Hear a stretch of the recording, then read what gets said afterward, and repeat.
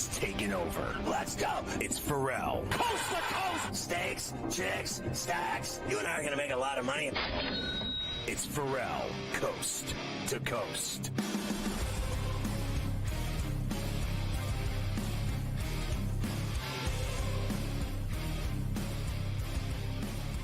Well, Carver High, the bad decision policy was in full effect this morning. As you know, I'm allergic to bananas and apples. Can't eat either. I get massive canker sores on my tongue in short order. So the decision was I saw these apple donuts that 34C tried to slip in the house. And they were very inviting. They had sugar all over them. They looked like sugar donuts to me.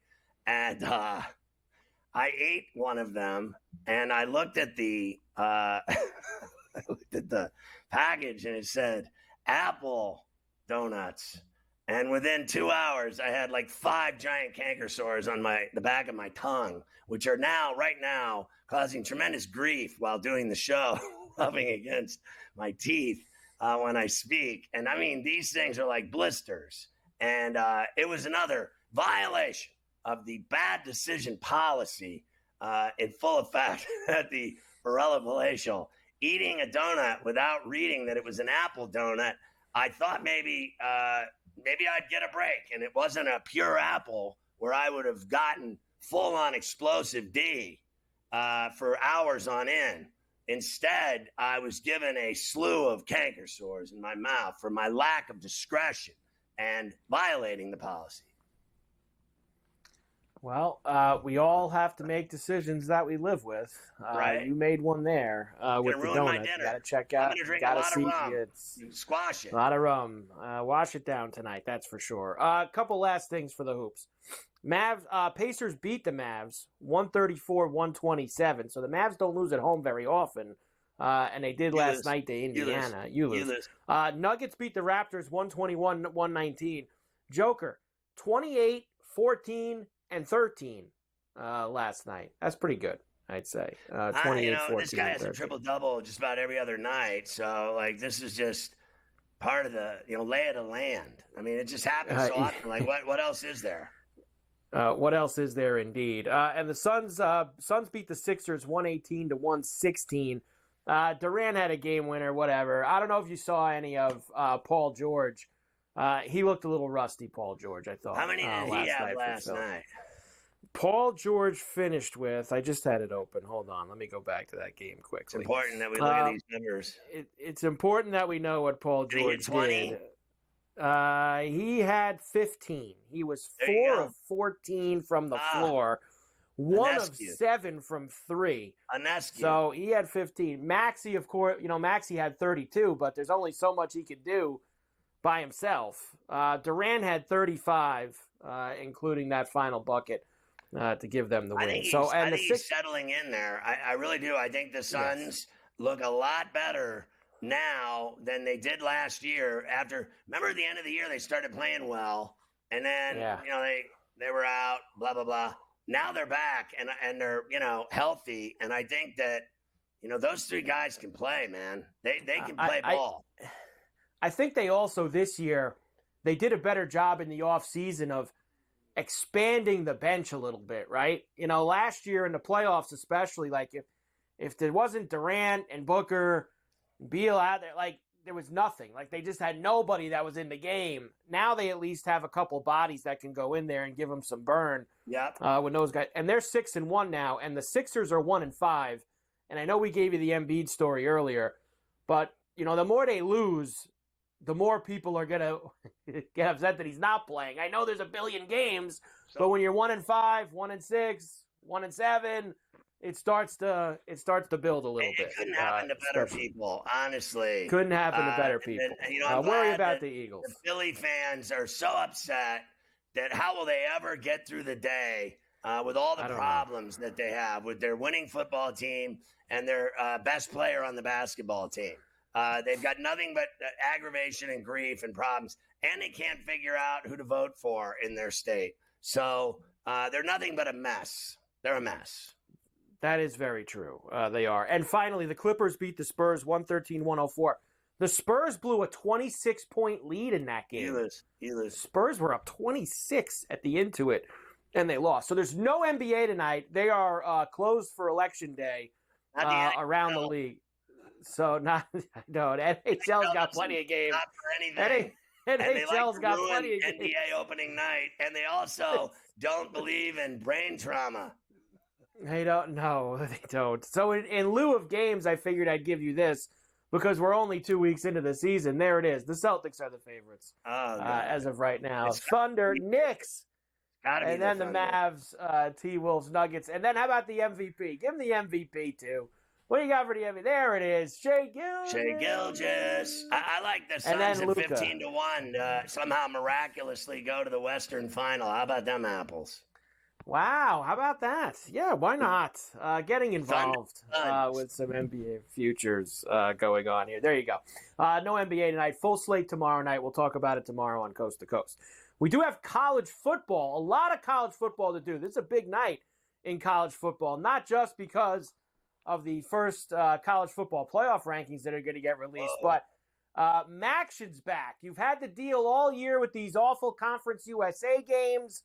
With FIU and UTEP and Liberty and Ferrall State and all, they now get moved to the side here in November because Maction's back. Equally bad games, but MAC teams, and you have the chance for snowstorms and bad weather and all these MAC schools we love. It's Bowling Green and Central Michigan tonight. Miami of Ohio and Ball State. Some big numbers here, 13.5 and 11.5. Look, I kind of agree with Morency that Bowling Green has played all these big teams, and they've been kicking ass in the MAC. And look, I've always said it's the high school league, but I thought the Conference USA was the Pop Warner League. So I think it is a step up from that atrocity. I think these games are better. I think Bowling Green's the play tonight, and I actually, I don't know. I guess I think Miami of Ohio is better than Ball State. I really do. I think they're going to win too. Yeah, I mean, I'm not in the mix here. I like overs in Maction. I'm just rooting for points if I'm going to get involved in any of these games. Double overs. I can't. I can't get involved. Bowling Green, please. The real thing for college football tonight is the first college football playoff rankings get released. Always, of course, in November. This begins. We can stop worrying about the dopey AP poll and start focusing on the Crack Crab and Lobster Committee, and they will give out their first numbers tonight. Now, this is, of course, a big change this year, because we have 12 teams instead of 4 that they are going to give us in their college football playoff rankings. These are the teams, Scotty, with the best chance to make the playoff right now, according to the computers and the charts and graphs. Oregon, Georgia, Miami, Ohio State, Indiana, Texas, Penn State, and Tennessee. They have the highest percent. They got Indiana there at 86% chance to make the college football playoff with 3 games left to go in their season. An 86% chance to make it. Mike, who do you like? Give me 12 teams that make it right now. Well, look, I think that half the field is kind of set, and I think you'll see that tonight. Like, I think Oregon and Georgia and Ohio State. I think Miami, too, because I don't think Miami's going to lose any of these regular season games. If they lost the ACC title game, I think they'd still get in. So I think Miami's going to be there. I think it starts getting dicey with, I think Notre Dame's got an easy enough schedule where they should be there. Is BYU going to go undefeated? Maybe. That's where I think it's. I think Indiana's getting in, even if they lose. They got to lose close to Ohio State. They can't lose by 50. But if Indiana plays Ohio State close, they're not losing by 50 to Ohio State. No.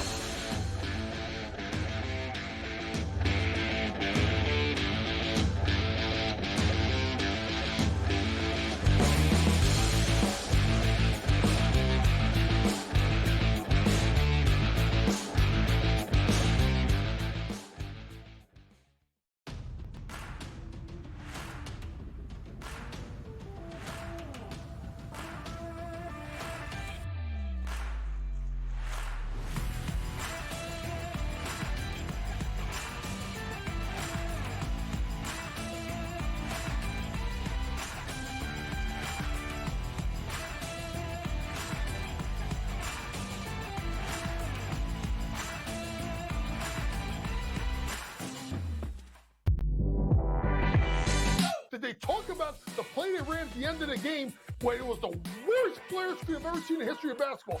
No. So here's what you got to do, Sherwood. I respect you. You're fantastic. But damn it, don't blame the officials. When you have a game like that close, there's about 100 or 1,000 different things you could have done differently that could have won you the game. Betting above the rim. Only on SportsGrid.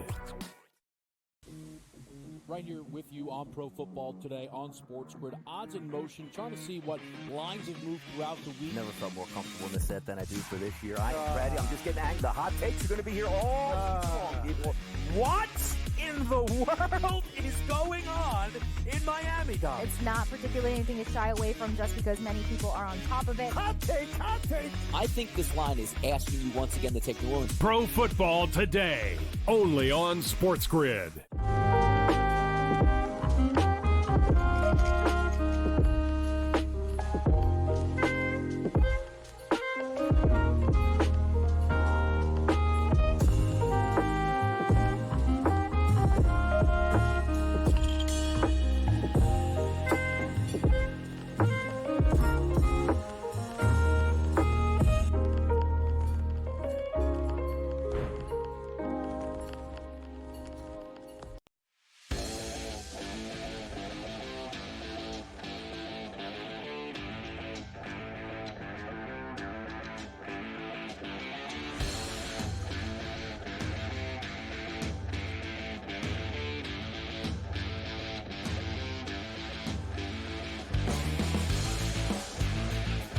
What did you just say to me about Indiana football that you've been hearing what?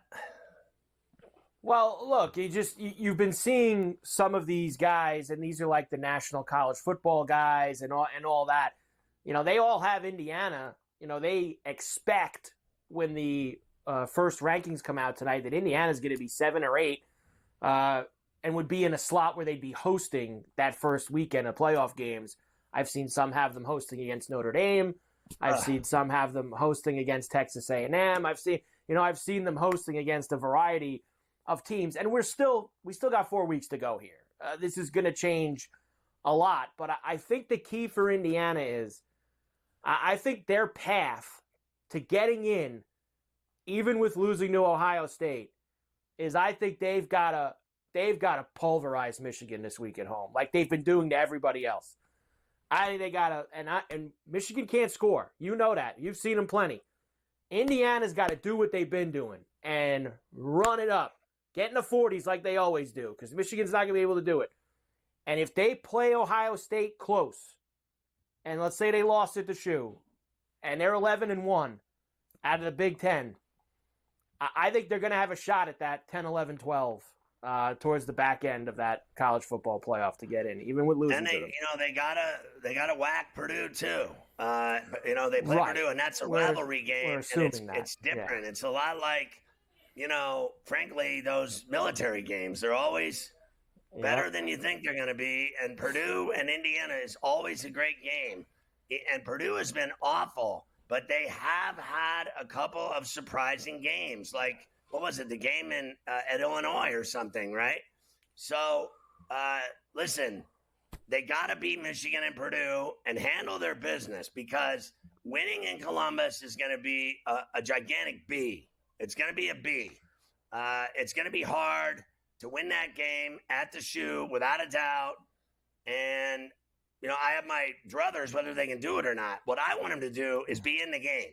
I want that game to go to the fourth quarter close. And if it goes that way and it's a close game in the end and Ohio State beats them, I think Indiana will get in. But they got to beat Michigan and Purdue. Look, a lot of people have said all year, coming into this year, this is a new thing, this 12-teamer. People assume because these two leagues are so great that they're going to get minimum 4 teams apiece, the SEC and the Big Ten. People have said 4 and 4. And when those rankings come out tonight, you can be guaranteed there's going to be 4 Big Ten teams in those 12. Because Oregon, Ohio State, Indiana, and Penn State are going to be in the 12 tonight, one way or the other. And if that stays that way throughout, and they're 11-1. So how many get in from the Big 12? Look, they're kind of eating each other alive. I think that obviously the champion's going to get in. But, who else is going to get in? That's still to be determined. I think that is the ACC going to get 2+. If Miami is undefeated, is the loser of the title game to Miami going to get in? There's a lot of what ifs. It's possible. It's very possible. So they just got to keep doing what they're doing. And Notre Dame is, I think, going to get in too because they're 7-1 right now. And when you look at what they have left on their schedule this year, and I was just looking at it, Florida State at home this week, who's 1-8. Virginia at home, who they should beat. Army at Yankee Stadium. And then they have USC, who's changing quarterbacks and throwing their season away. Notre Dame's gonna be 11-1.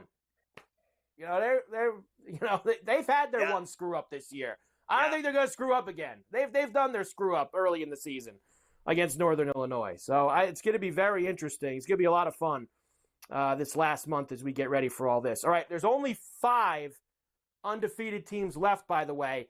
And I think only 4 of them are going to be in this top 12 tonight. Oregon, Miami, Indiana, and BYU. Army's undefeated, but most of the people say Boise will have that group of 5 slot when the initial rankings come out tonight. But Army's got a shot. I just told you they play Notre Dame. Army beats Notre Dame in a couple weeks at Yankee Stadium, and they're undefeated. They'll have a chance to jump Boise. How'd that go for Navy? I don't think it'll happen, but at least they have a chance. They're going to play a team that's in the mix with them in the next few weeks with a chance to maybe show something. All right, every honestly, week, best and worst. Do you think that Miami has any chance at all to slip against Syracuse in the final game of the Carrier Dome after you've seen them win some overtime games? You've seen them play well. They have a good quarterback. Can they upset Miami in the last game of the year, catch them sleepwalking? I actually think we got to talk about this week with Miami at Georgia Tech. They've had some tricky games with Georgia Tech in the past, and they're going on the road to them. I think more Syracuse than Georgia Tech, but they're both tricky road games. They're not going to Wake Forest. Isn't the game at the Benz? It's not at. Is it at the Benz and not at? I will give you that. Bobby Dodd. This is at Bobby Dodd on Saturday at noon. It's at Bobby Dodd. Yeah. Listen, my thing with Miami is, let's be honest. They score 45 automatic pretty much every week. Agree. And they lead the nation in scoring at 47.6 or something. They're scoring 45 points against Georgia Tech. I do not believe Georgia Tech's that good this year. I really don't. Their quarterback, I don't know, is he playing? He's been injured. Blah, blah, blah. He's been injured. They have not been winning. I don't think they can stop Restrepo, George, Jenkins. I don't think they can stop any of them. I think that Ward can't be stopped. And the game I'm worried about, and look, I could be wrong. It could be Georgia Tech. But the game I'm worried about is Syracuse. When you're perfect and you're undefeated and you got to go there in the last game, anything's possible. But if they play up to their capabilities, if they just play like they're capable of, they can win every game. And I don't think Indiana's going undefeated. They're going to lose at Ohio State. If Indiana wins that game in Columbus, I will keel over. Remember, Miami blew it against Georgia Tech last year. They should have beat him. That's the game. He didn't take the knee, ran the ball, they fumbled, and they lost. They're not going to make those mistakes either. They're going to score 45, 50-plus points. You might be onto something. Syracuse, the trickier road game to finish the undefeated season in a couple of weeks.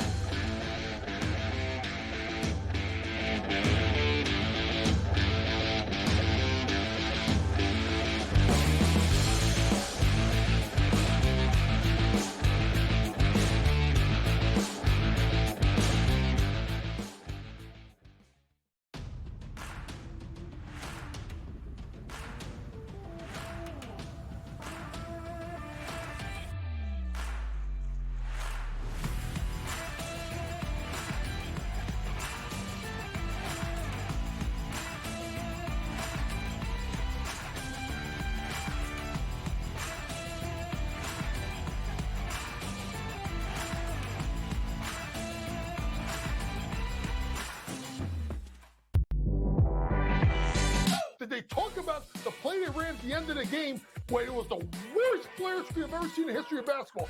No. So here's what you got to do, Sherwood. I respect you. You're fantastic.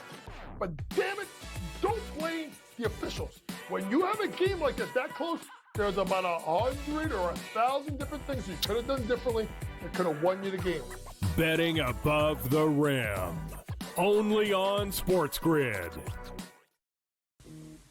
Right here with you on Pro Football Today on SportsGrid. Odds in motion, trying to see what lines have moved throughout the week. Never felt more comfortable in the set than I do for this year. Brady, I'm just getting angry. The hot takes are going to be here all season long. What in the world is going on in Miami, Dom? It's not particularly anything to shy away from just because many people are on top of it. Hot take. I think this line is asking you once again to take New Orleans. Pro Football Today. Only on SportsGrid.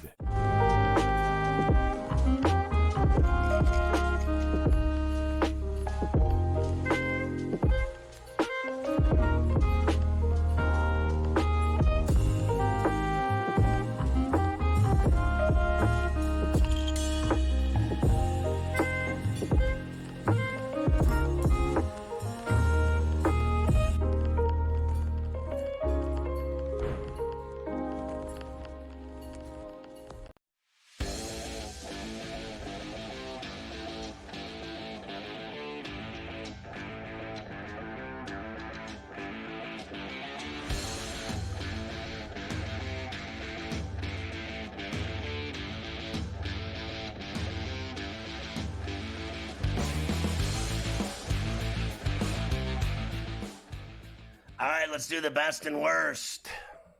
We do it every week. Best and worst against the spread in college football here as we head into November. Indiana, 8-1 against the spread so far this year. They don't just win, they cover and they smash teams. Minnesota, how about Minnesota? 7-1-1 against the spread this year. BYU, Vandy, Eastern Michigan, Tulane, Army, ASU, Pitt, Western Kentucky, South Carolina, and Colorado. The best teams against the spread this year.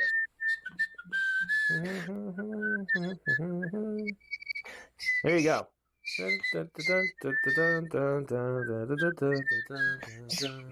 Proud of Indiana. You just have to be. Proud of them all year. I cannot believe the Gophers. They burned me last week in Champaign. Apparently, they mean business. I already know BYU's legit. I love Vandy. The wins against Alabama and Auburn. And, I don't care about any of those other teams at all. Colorado, the worst. Bad against the spread here. Colorado, a big game this week, too, against Texas Tech, who just beat Iowa State. That's a big game in the Big 12. I think they're going to lose, too. But they do have themselves a shot. If they ever won that game, could be in the Big 12 title game, Dion, and the Buffaloes. We shall see. The worst, Arizona, 1-8 against the spread. Air Force, Liberty, Georgia State, Michigan, Georgia. Utah's on there. Florida State 2-6-1. Of course, they're 1-8 overall. Yeah, remember all those grand plans for Utah? The Utes were going to win the Big 12 going away in their first season in it. And Cam Bad Moon Rising, who's been playing college football since before Christ, he's got to give it up already. Like, give it up, dude. Like, what are you going to play? 15 years of college football? Honestly. The way he's going, he's going to be taking snaps from Little Willie at center when he still gets into college. I mean, Cam Rising's still going to be there by the time Willie's 3. By the time he gets to college, you're going to have Cam Rising still with years of eligibility. 8 years of eligibility. It's sick. It really is sick. Move on, some dude. of the big, it's the real world. Some of the big games for Saturday. I always like giving you the numbers for the biggest games. We mentioned that Miami Georgia Tech game. Miami's 11.5-point favorites at Bobby Dodd. Look at this total, 63.5. I mean, the Canes might get there close to that by themselves this week. Well, they're gonna, they need to survive that initial couple of haymakers from Georgia Tech. It's a lot like Indiana. They were down 10-0 to Michigan State, and they survived it, and then they beat the shack out of them, 47 straight points. That's about what I think happens to Georgia Tech. They're going to come out lit, and they're going to be like flying high, like this is the greatest day of their lives until it's not. Until it's not, indeed. Georgia heading to Oxford to see Ole Miss this week. Man, if Georgia gets there, I mean, think about some of these road games they've played. They've gone to Alabama, they've gone to Texas, and now they go to Ole Miss, where they're 2.5-point favorites and a 54.5 total this week. I like the under too. I love the under. Ole Miss has got a great defense. There's going to be a war, and at the end of the day, God, I just think that Georgia's a better football team. I think Jackson Dart and Ole Miss are good, and they're not Georgia good. They're not Georgia good, that's for sure. But that's a hell of a game. That's a 3:30 East kick for Ole Miss. Michigan and Indiana in Bloomington, also a 3:30 East kick. 13.5 now. I'm even seeing some 14s at a few spots. Can you believe that? 48.5. I mean, do you ever think you'd live to see Indiana, 2 tutty favorites over the defending national champions at home in Bloomington? How about that? And Morency's taking them outright. He's got Michigan. Oh, there's no question. Outright every week. No question. And then he told me they're going to win the national championship in basketball in 2 years. Yes, with your boy Dusty now being there. Michigan Alabama wins every game they play. Every game. Bama and LSU under the lights here in Baton Rouge, and Alabama's favored by 2.5 on the road there. That's a tough place to play at night. To play at night.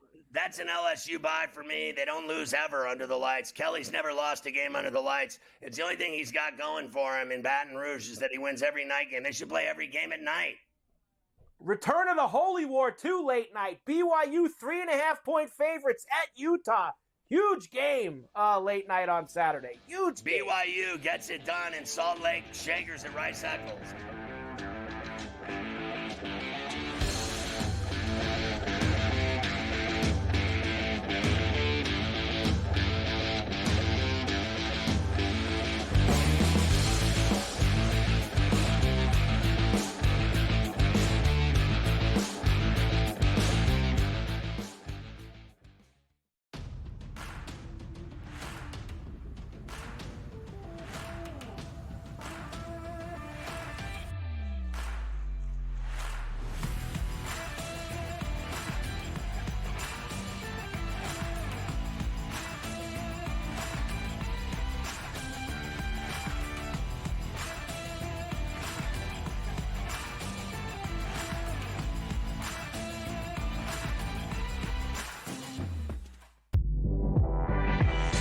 Did they talk about the play they ran at the end of the game when it was the worst player screen I've ever seen in the history of basketball? No. So here's what you got to do, Sherwood. I respect you. You're fantastic. But damn it, don't blame the officials. When you have a game like that close, there's about 100 or 1,000 different things you could have done differently that could have won you the game. Betting above the rim. Only on SportsGrid. Right here with you on Pro Football Today on SportsGrid. Odds in motion, trying to see what lines have moved throughout the week. Never felt more comfortable in this set than I do for this year. I'm ready. I'm just getting angry. The hot takes are going to be here all long. What in the world is going on in Miami, Dom? It's not particularly anything to shy away from just because many people are on top of it. Hot take. I think this line is asking you once again to take New Orleans. Pro Football Today. Only on SportsGrid.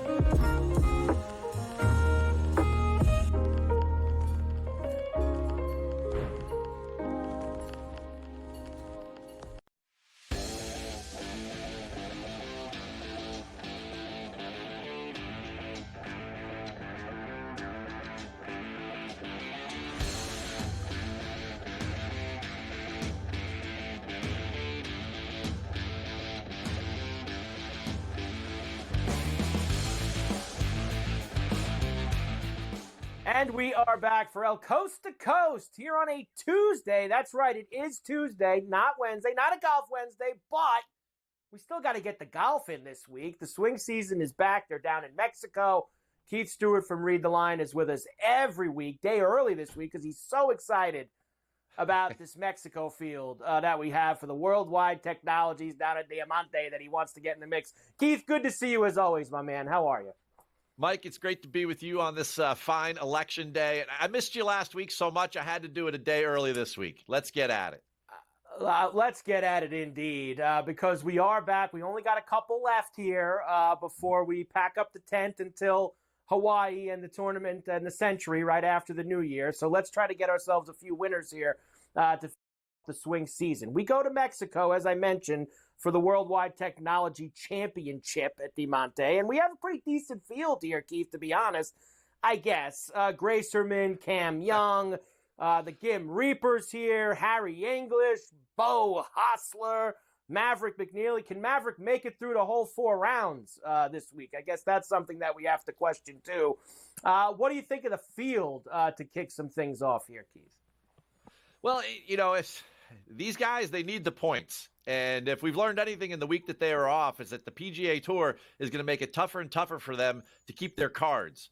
So I think that for most of these guys, it's not the strongest field in the world, but these are your middle tier guys. These are the bread and butter guys that you and I make so much money off of throughout the course of every single year and throughout the season in these sort of regular events. Yes, I get it. Scotty Scheffler and Zandy Schauffele aren't walking through that door. But you know what? There's a lot of guys in that 30-1 range that we can make some serious money on this week. And guess what? You're not doing that on a Sunday without some cockamamie parlay or something like that you're putting together, or on a Saturday trying to hit like a 6-game winner. The fact is that you still get the 4-day lottery with golf, and let's try to win one this week. Let's indeed try to win one this week. Now, Keith, same course, right, as the past couple years. Of course, EVR won this event last year, Eric Van Rooyen, and that helped him out because that got him in all those early January and February signature events that he got to play in. So it's a big tournament for that too. The Todd Father, Henley, Hovland a couple times. Any changes to the track down here at Mexico? So a couple years ago, we used to play a golf course called El Camaleon over in Mayacoba, different coast of Mexico. Now we're down in Baja. And the first time we saw this golf course, Tiger Woods designed back in 2014, was last year. El Cardinal, a tribute to his Stanford Cardinal, right, at Diamante, where there's 36 different holes. This is the Tiger course. And last year heading in, the first thing we saw is that there was 97 acres of fairway. Just to give you a little perspective on that, like at a U.S. Open, there'd be 25 acres of fairway. So we've got some room here. The fairways are 60, 70 yards wide, and the golf course was 7,400 yards long. So we said, everyone's just going to bomb away, and here we go. But you know what? Last year, only one guy in the top 10 that we finished with, where EVR won at 27 under, was in the top 25 of driving distance on the PGA Tour in 2023. It turned out that it was a Matt Kuchar, Mac Hughes, Justin Suh sort of shootout, right, where these guys had to go super, super deep. We had 23 rounds last year of 64 or better, and 11 of them were on the last day. We had 16 guys that had 4 rounds in the 60s on their card. It was ridiculous, the scoring, and it's going to be ridiculous again this year because wide open fairways are going to allow these guys to attack these greens and make plenty of birdies. It certainly does. Let's get to the card here, Keith, and I want to do the outrights first, and I have to mention this just because I love this guy, because he gave me one of my biggest first-round leader hits ever. I think it was 2 years ago when the Smother Man, also in Mexico, hit, and it was a 130-1 first-round leader I nailed him with. And look at this. You got him on the card this week. I love it. Let's go.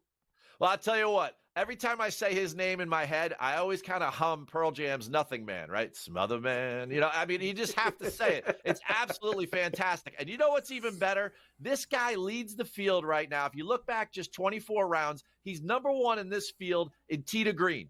That's a fact, Carver. I'm telling you, this kid can play. And Paspalum, which is the funky, spongy, grainy grass that we get down there, seaside in Mexico and in some of the island events, is his best putting surface. So I love the Smother Man coming in hot with his ball striking. And you know what? Last year he had some success here as well. It's a triple-digit winner, but look at this field.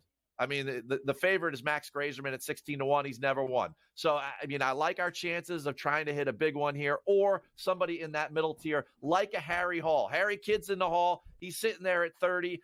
I love how he has played recently. Guy makes a ton of birdies. I mean, that is the thing this week. You have got to be able to score. And he's second in the field in birdie or better. That's Harry Hall. He's had a couple of good finishes in a row. He was good at the Zozo where it was tight ball striking and needed to make birdies. And he was great at home at the Shriners. Lucas Glover, the glove man. You know what? He has been reinvigorated this fall. He won twice in 23. He comes back this year. He doesn't make the playoffs. Well, you know what? He said it on a Sirius XM show. He goes, I need to get better. These kids are better than me, and I'm a major champion. He's only one of two major champions in this field, the other one being Danny Willett. Who? Danny Willett. But you know what? Lucas Glover, he's sitting there at 30-1 and a guy that just finished 13th, 3rd, and 3rd. And then one more guy, Harry English. 4 wins, and one of those career wins was at Mayakoba on Paspalum in this event, probably 6 different names ago. But Harry English is a 4-time winner on the PGA Tour, can go deep in these types of events, and he's been playing very well this fall.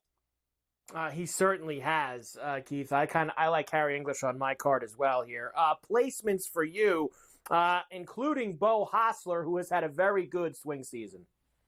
All right, so top 10 with English, right? He was 6th at the Black Desert Championship. He was 9th at the Shriners. He'll get us another top 10 this week. Top 20s, Hostler, one of those guys in the fall.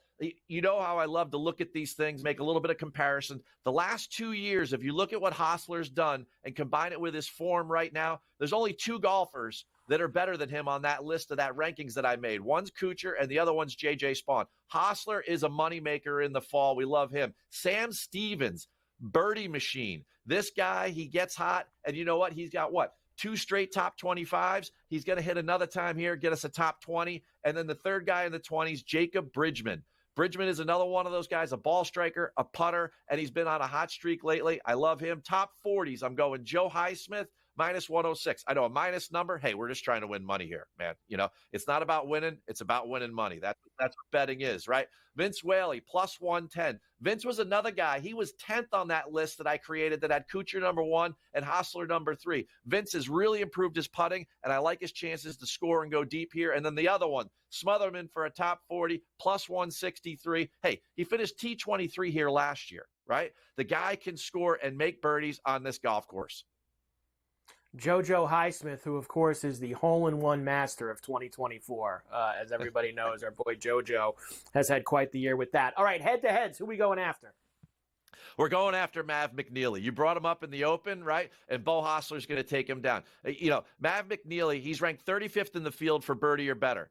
Hostler is 1/3 of that. He's ranked 10th. He's just going to make more low scores. Hostler takes him down there. And then Max Grazerman versus the Gim Reaper. Grazerman is the best putter in the field. He's the best player in the field. Doug Gim, everyone keeps talking about this guy. But here's a little known fact, right? He's got 1 top 20 in his last 19 starts. 1 top 20, right? So you can talk all you want about his model numbers. But the fact is that Max Grazerman, he's got 3 runners up in his last 5 starts. How about that for Max? I was a little surprised to see. I get it. He's the best player in the field. I was very surprised to see him as the favorite there. No. Maybe it's Cam Young's week, Keith. You never know. Maybe Cam Young finally gets a win on the PGA Tour. Keith, great job as always. Let's cash some tickets down in Mexico. Next week, Bermuda, Butterfield. Let's go, baby. As we get only a couple more. Butterfield. And then the RSM in Sea Island. So we've only got a couple left before we pack some things up. Keith, tremendous job as always. Keith Stewart, Read the Line. Check him out here with us every week when we got the golf. We're back coast to coast right after this.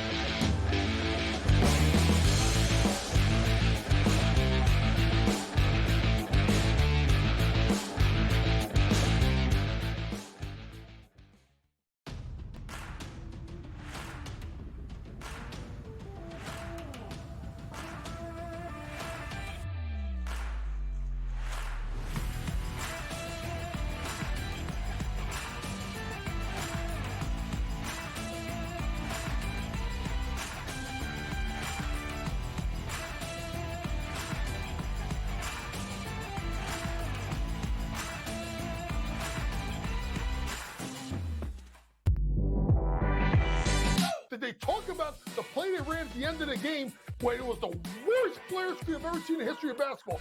No. So here's what you got to do, Sherwood. I respect you. You're fantastic. But damn it, don't blame the officials. When you have a game like this that close, there's about 100 or 1,000 different things you could have done differently that could have won you the game. Betting above the rim. Only on SportsGrid. Right here with you on Pro Football Today on SportsGrid. Odds in motion, trying to see what lines have moved throughout the week. Never felt more comfortable in this set than I do for this year. Ready. I'm just getting angry. The hot takes are going to be here all season long. What in the world is going on in Miami, Dom? It's not particularly anything to shy away from just because many people are on top of it. Hot take. I think this line is asking you once again to take New Orleans. Pro Football Today. Only on SportsGrid.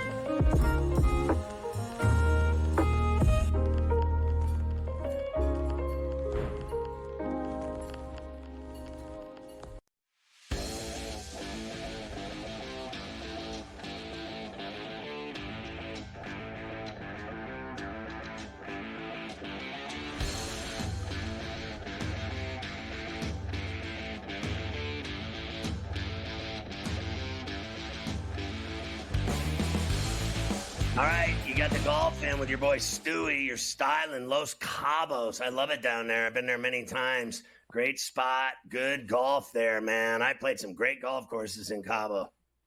Yeah, we were just trying to figure it out because there's usually not that many big names in the fall season. You know, they usually take the time off, and Cam Young's playing this week, and we were, what the hell's Cam Young doing there? And it's probably like he probably wants to take his family on vacation to Mexico for the week, so I'll go play the tournament, and we'll hang out at Tiger's course all week long. So it should be fun down in Mexico. All right, a bunch of stuff to do before we get out of here. MLB free agency. Of course, they've got the meetings going on down in San Antonio. I saw a bunch of good Cashman stuff that I'm going to play for you tomorrow on Coast to Coast. But last night was the deadline to offer anybody's free agent the qualifying offer, which is $21.05 million for this year. Now, we know how this works, Scotty. The best guys get the qualifying offer. That way, the team gets a compensatory draft pick if they sign somewhere else. Only 13 of the 131 free agents actually got the qualifying offer. Of course, you're going to have big names on this list like Juan Soto, and there are a few others. Corbin Burns, Juan Soto. You also have Alex Bregman, Max Fried, Willie Adames, Alonso Santander, Teoscar, Christian Walker, and then some other names. How about Luis Severino, Nick Martinez, and Nick Pivetta also got the qualifying offer. So that's where we stand as free agency. Not one of those players will accept that offer, so it's a giant waste of time. I think the only guy I saw that maybe would was Pivetta in Boston, because everybody was surprised that they even offered it to him.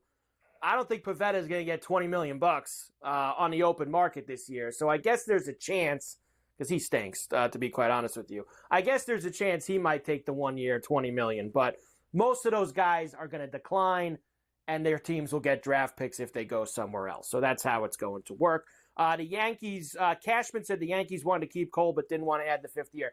This was basically the Yankees, Scotty, with all the reports now. They called Cole's bluff. Cole and Boris thought that the Yankees would just give him that extra year. The Yankees said no, and then they changed their minds because they didn't think they were going to get the same money out on the open market.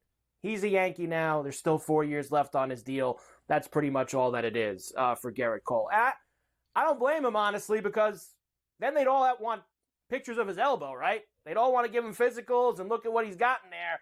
And I'm sure that made them a little uneasy, too, after what he had this year. Yeah, I think they're going to get burned on this deal at the end of the day, no matter what. I always believed when they signed him to this long deal that the last 4 or 5 years of it were going to be burn time based on what happens to pitchers when they get old. I mean, let's just face facts. He's not going to get any better than he's already been. He's won a Cy Young, and then he went to the World Series, pitched great, got burned in that Game 5 when they were up 5-0. His defense let him down, and he let himself down on not covering first base. And I would pretty much, it's like anything else. Clayton Kershaw can get his foot and knee operated on all he wants. He's finished.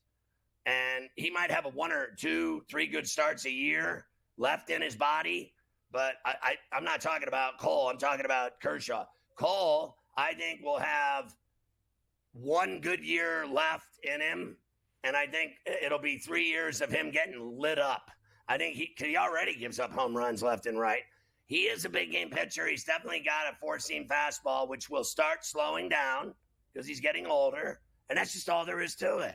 That is all there is to it. There is not one guy that defies age as pitchers. Like, literally, I mean, there's been pitchers that have pitched well when they're older. Look. There's no doubt about it. But look at Kershaw. Look at your boy with the Mets and Texas, Max Scherzer. That guy broke down like a car.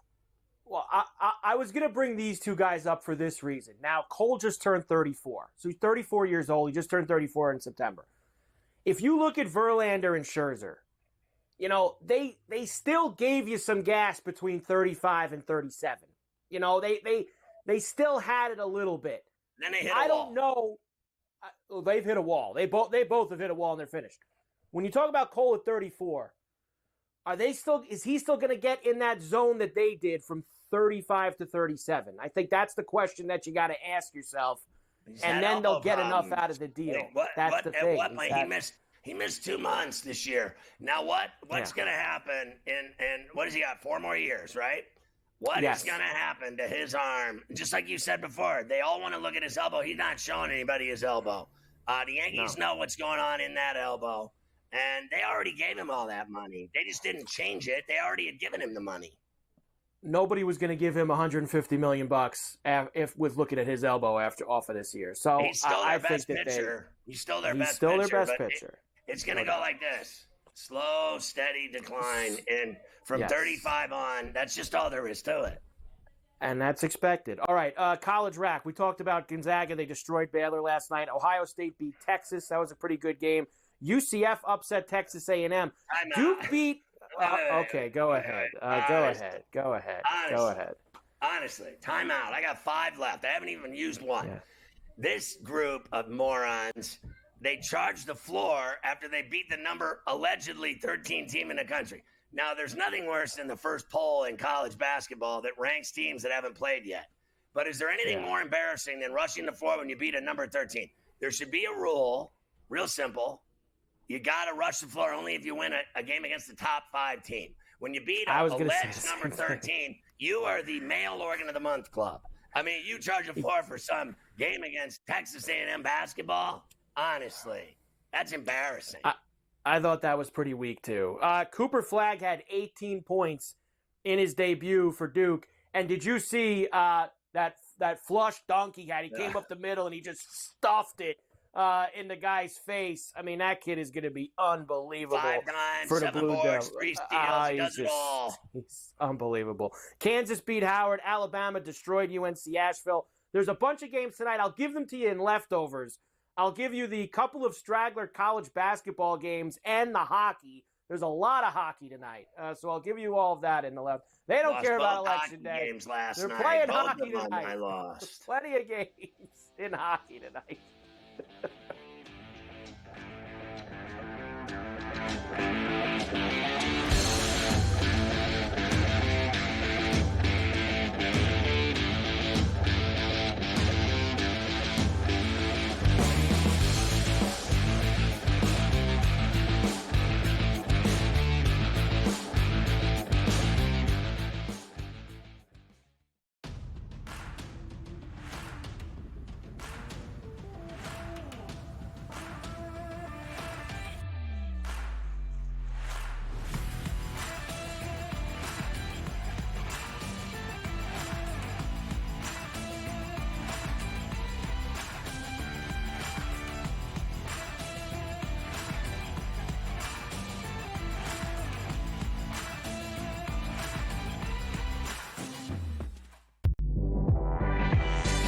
they talk about the play they ran at the end of the game when it was the worst player screen I've ever seen in the history of basketball. No. So here's what you got to do, Sherwood. I respect you. You're fantastic. But damn it, don't blame the officials. When you have a game like this that close, there's about 100 or 1,000 different things you could have done differently that could have won you the game. Betting above the rim. Only on SportsGrid. Right here with you on Pro Football Today on SportsGrid. Odds in motion, trying to see what lines have moved throughout the week. Never felt more comfortable in the set than I do for this year. I'm ready. I'm just getting angry. The hot takes are going to be here all season long. What in the world is going on in Miami, Dom? It's not particularly anything to shy away from just because many people are on top of it. Hot take. I think this line is asking you once again to take New Orleans. Pro Football Today. Only on SportsGrid.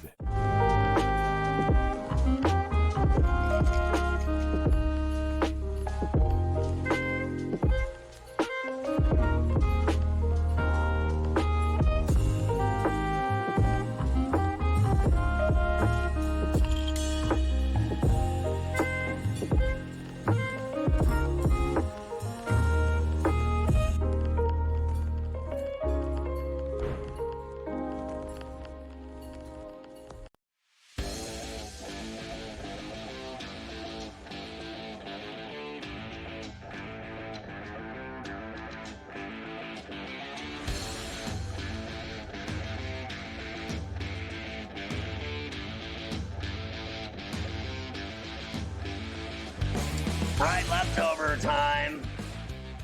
It is leftover time, and it's a lot of games tonight in the leftover column, including college rap. Now, it's nowhere near as thick as last night in terms of the number of games, but we do have some big-name teams making their season debuts tonight. We have Texas Tech at home against Bethune-Cookman.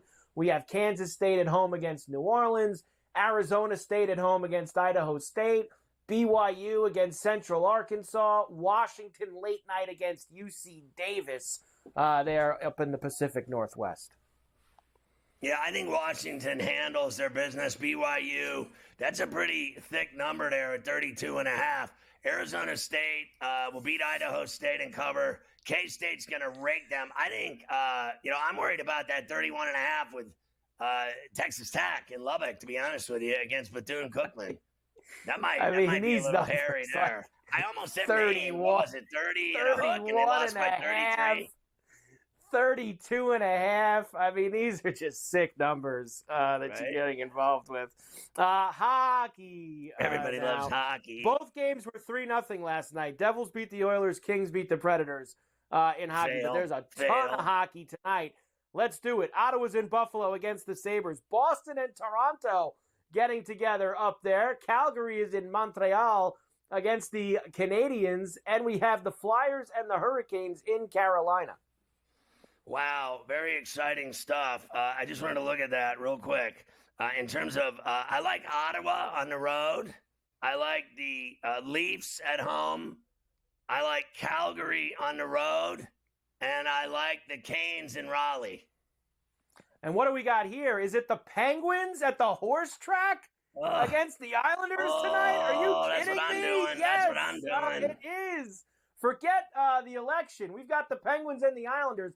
Islanders are actually favored, so run to the window with the Penguins. Tampa's in St. Louis, Kings are in Minnesota, and Utah is in Winnipeg.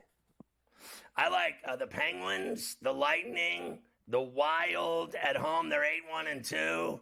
And I like Winnipeg. They're 11-1. I like the Jets at home, and I'd lay a goal and a half. Winnipeg's been unbelievable so far this year. And finally, your last set of games that we've got. The Kraken are in Colorado against the Avalanche. Canucks are in Anaheim against the Ducks. And Columbus is out west in Cali against the Sharks. I'll take a goal and a half with the Kraken at Ball Arena. And I like, I guess, Vancouver and Anaheim. The Ducks haven't been playing that bad, to be honest with you. And I think Columbus wins at the Shark Tank. There you go. All the hockey for you tonight. We'll let you get the double Ferrall finish since you got no Ferrall finish last night. We'll let you get double Ferrall finish here tonight. We got a lot going on here. We start with this guy in Miami, a suspect, escapes a Miami hospital after a ruse of complaining. He had the rib going. He complained of chest pains. And then he fled the hospital as seen getting in a Maserati and driving off to his freedom. My man escaped the hospital in a sports car. That is fantastic. A Texas man arrested for allegedly stealing his neighbor's dogs, as in plural, and then killing all of them. My man handled his business. He just wasn't having these barking dogs driving him nuts at all hours. Squatters take over a guy's house in Colorado with dementia. But that wasn't the beginning of it. Not that they took over the house of the crazy guy. They started a mushroom growing operation inside, like the Penguin on HBO, growing mushrooms under Gotham. Drug mushrooms. The squatters with a drug mushroom operation. And the guy with dementia has no idea what's going on around him. Everybody's tripping on shrooms. A landlord raises a stink over $1,000 fine for the foul odor coming from his New York City building from the tenants. They said that it smelled like animal fecal matter. I always love these stories. A model savagely beaten and turned into a sex slave by a sick New York City plastic surgeon who performed a procedure without anesthesia to cover up his abuse. Sex slavery. The psycho doctor in New York. It sounds like a movie waiting to happen. GTD is next. Go to FerrallOnTheBench.com. We'll see you tomorrow at 3 on Coast to Coast.